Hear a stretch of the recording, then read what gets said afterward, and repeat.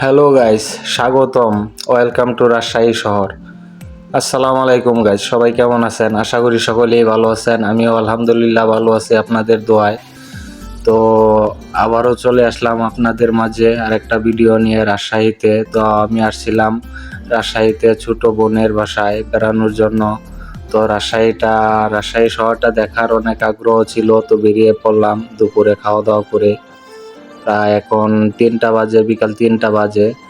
তো আরো আগে বেরোনোর দরকার ছিল আমার। এখন তো প্রায় বিকাল হয়ে গেছে, পুরোটা আমি নিজেও দেখতে পারবো না, আপনাদেরকে কি দেখাবো। তবে যতটুকু দেখেছি অতটুকুই আপনাদেরকেও দেখানোর চেষ্টা করব। দেখতেই পারছেন এইদিকে খেলার মাঠ, অনেকেই ক্রিকেট খেলছে, কেউ বসে আছে, কেউ পড়ালেখা করছে, কেউ খেলা দেখছে, হ্যাঁ কেউ গেম খেলছে। এইভাবেই যাচ্ছে আর কি সময়। তো এই যে দেখুন, খেলাধুলা করতেছে, ক্রিকেট খেলতেছে, মাশাআল্লাহ ভাইয়েরা বন্ধুরা অনেক ক্রিকেট খেলতেছে। আর এখানে স্থানীয় যারা আছেন তারা অবশ্যই ভিডিওটা দেখবেন, কমেন্ট করবেন, জানাবেন। আর ভুল ত্রুটি হলে অবশ্যই ক্ষমা করবেন। সব কিছু হয়তো আমি নিজেও চিনি না, জানি না। তো পুরো ভিডিওটা দেখতেই থাকুন, আমার সঙ্গেই থাকুন। তো এগিয়ে চলেন যাই সামনে। আসলে রাজশাহী শহরটার কি বলবো, আসলে অনেক পরিষ্কার একটা শহর, অনেক ভালো একটা শহর। এখানকার মানুষগুলা অনেক ভালো। তো এখানে আমি 2 দিন ছিলাম, 2 দিনে অনেকটা মায়ে পড়ে গেছি। তো অনেক মানুষগুলো অনেক ভালো, শহরটা অনেক ভালো। তো ঘুরতে ঘুরতে কিন্তু আমি রাজশাহী শহর বিশ্ববিদ্যালয়টা এতটাই বড় যে আমি পুরোটা দেখতেই পারি নাই। এদিকে সময় শর্ট, সময় খুবই অল্প সময় হাতে নিয়ে বেরিয়েছিলাম। সময়ের জন্য পুরোটা ঘুরতে পারি নাই। আমি হেঁটে হেঁটে দেখছি, যদি গাড়ি নিয়ে ঘুরতাম, অটোরিকশা বা মোটরসাইকেলে, তাহলে হয়তো পুরোটা দেখাইতে পারতাম। তবে হেঁটে হেঁটে দেখানোর কিন্তু মজা একটা অন্যরকম। এই হচ্ছে আমার ছোট ভাই, ঠিক আছে।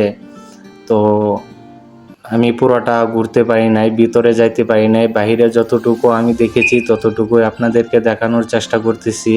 তো এটা হচ্ছে প্রথম গেট। বিশ্ববিদ্যালয়ের প্রথম ঢুকতেই এই সিনারিটা দেখতে পারবেন, এই বিল্ডিংটা আপনার সামনে পড়বে। তো এখানকার দেখার মতন অনেক কিছুই আছে, কিন্তু আমি আসলে দুঃখজনক বিষয় এটাই যে আমি পুরোটা দেখতে পারি নাই, দেখে শেষও করতে পারি নাই। বললামই তো, হাতে সময় খুবই অল্প ছিল। তো ওইদিকে দেখুন, এদিকে হচ্ছে আপনার ইসলাম প্রশাসন ভবন। তো এটার ভিতরে কি আছে জানি না। এখানকার মানুষ যারা আছে বা ছাত্রছাত্রীরা, ভাইয়েরা বোনেরা যারা আছেন, তারা হয়তো ভিডিওটা অবশ্যই দেখলে জানাবেন, কমেন্টে জানাবেন। এদিকে আসছে 3টা ভাস্কর্য, জানি না এগুলা কাদের ছবি। তো অবশ্যই কমেন্টে জানাবেন আপনারা, আমি চিনতে পারলাম না বা জানি না। তো এইদিকে দেখতেছেন অনেক আম বাগান। রাজশাহী শহরটা কিন্তু আমের জন্য অনেক সেরা, হ্যাঁ। এখানকার আম খুবই মজাদার এবং সুস্বাদু। আমের শহর বলতেই পারেন, রাজশাহী শহর আমের শহর। তো আম গাছের নিচে অনেক দোকান আছে, চায়ের দোকান আছে, চটপটি, ফুচকা, সব বেলপুরি, সব কিছুর দোকান পাবেন এখানে। মানুষে বসে গল্প করছে, কেউ গেম খেলছে, কেউ লুডো খেলছে, হ্যাঁ, কেউ গল্প করছে, কেউ বই পড়ছে, কেউ চা খাচ্ছে। এভাবেই যাচ্ছে আর কি সময়। তো আমিও ঘুরছি, দেখছি অনেক মানুষ। আজকে আসলে বন্ধের দিন ছিল, তাই এত মানুষ ছিল না। আর তারপরেও কিন্তু এখানকার পুরোটা আমি দেখাতে পারবো না, সেটা আমি আগেই বলেছি। আরও অনেক জায়গা ঘোরার দেখার বাকি আছে। শহরের ভিতরে যেতে হবে, এখনো কোনোটাই আমি করতে পারি নাই এখনো। কিন্তু আমি রাজশাহী শহর এই বিশ্ববিদ্যালয়টাই আপনাদেরকে পুরোটা দেখাতে পারি নাই। আমার হাতের ডাইন সাইডে আছে একটা মাঠ। এই মাঠটা দেখতে গেলে এখন মোটামুটি খালি আছে। এখানে 3টা কুকুর ছাড়া কিছু দেখা যাচ্ছে না, কিছু মনে করবেন না। এই মাঠটা হয়তো এখন খালি, খেলাধুলা বন্ধ। তো এটাই হচ্ছে বিশ্ববিদ্যালয়ের মোটামুটি একটা অংশ, পুরোটা বললে ভুল হবে। আর এটা হচ্ছে বিশ্ববিদ্যালয়ের যে ব্লু প্রিন্টটা আছে, এটা ব্লু প্রিন্ট। কোন দিকে গেলে কোন রাস্তা বা কোন দিকে গেলে কোনটা পাবেন, সেটা এখান থেকে আপনারা দেখে নিতে পারবেন খুব সহজেই। তো আমি এখন খুব বেশি দেরি করব না, এখান থেকে বেরিয়ে যাব, আরও অনেক জায়গায় যেতে হবে। আর ওইদিকে দেখতেছেন বিশ্ববিদ্যালয়ের পাশেই অনেক মা বোনেরা আছে, এখানে ছোট বাচ্চাদেরকে নিয়ে আসে, এখানে খেলাধুলা করে, টাইম পাস করে, বাচ্চারা খেলাধুলা করে, ওনারা বসে থাকে দেখে, এটার মজাই অন্যরকম বিকালবেলায়। তো আমিও আসছিলাম বিকালবেলায়, তো রাজশাহী বিশ্ববিদ্যালয় থেকে বেরিয়ে পড়লাম। এটা হচ্ছে এখন আমি শহরে ঢুকতেছি, এটা হচ্ছে শহরের দৃশ্যটা দেখতে পারতেছেন আপনারা। এখন আমি চলে আসছি একটা জায়গায়, এই জায়গাটার নাম কি আমি নিজেও জানি না, আপনারা জানলে অবশ্যই কমেন্টে জানাবেন।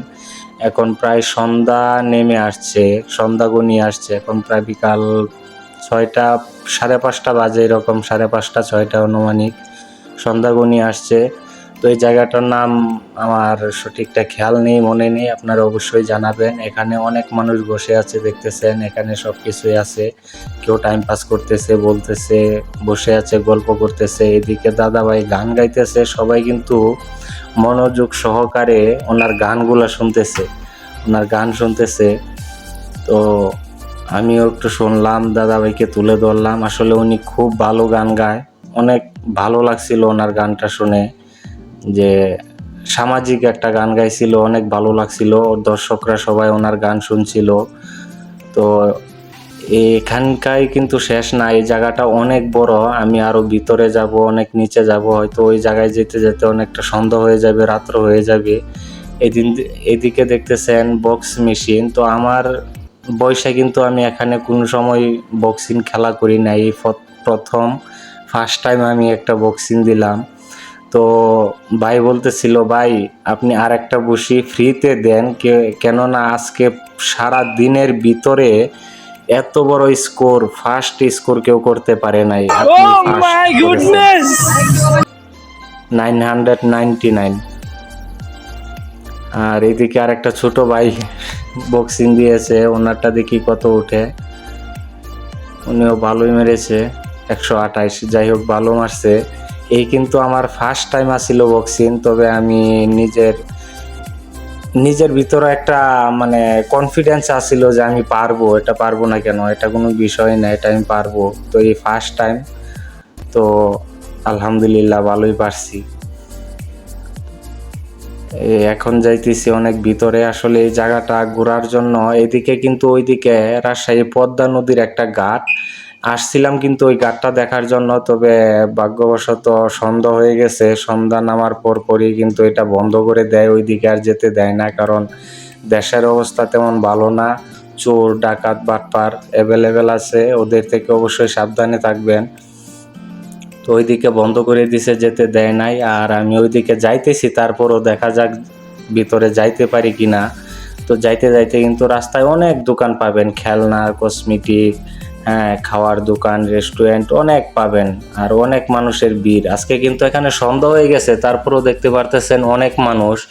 তো আমি যদি বিকাল 3টার দিকে এখানে আসতে পারতাম, তাহলে দেখতে পারতেন কত ভিড়, মানুষ কত মানুষ আসে এখানে দেখার জন্য। তো এখানে অনেক মানুষের ভিড় থাকে, যেটা আমি নিজেও দেখতে পারি নাই, তবে আন্দাজ করেছি এখানে অনেক মানুষ আসে দেখার জন্য, ঘোরার জন্য, খাওয়ার জন্য। হ্যাঁ, অনেকে আসতেছে, হ্যাঁ, হাজব্যান্ড ওয়াইফ, কেউ গার্লফ্রেন্ড বয়ফ্রেন্ড, বন্ধু বান্ধব নিয়ে সবাই এখানে আসতেছে, ঘুরতেছে, খাইতেছে, দেখতেছে, হ্যাঁ, টাইম পাস করতেছে, এরকম অনেক অনেক আছে। তবে জায়গাটাও বেশ ভালো, অনেক সুন্দর, আপনারা এখানে অবশ্যই যাবেন, খাবেন, দেখবেন, ঘুরবেন, অবশ্যই ভালো লাগবে। দেখতেই পারতেছেন এখন কিন্তু সন্ধ্যা হয়তো 7টা বাজে, এর ভিতরে আমি আর যেতে পারবো না, এখানেই লাস্ট, এর ভিতরে আর যেতে পারবো না, সমুদ্রের পাড়ে আর নিয়ে যেতে পারবো না, পদ্মা নদীর পাড়ে। ওই জায়গাটা কিন্তু আরো অনেক বেশি সুন্দর, আমি বুটে চড়তে পারতাম, কিন্তু ওই জায়গায় যেতে পারি নাই, বুটেও চড়তে পারি নাই।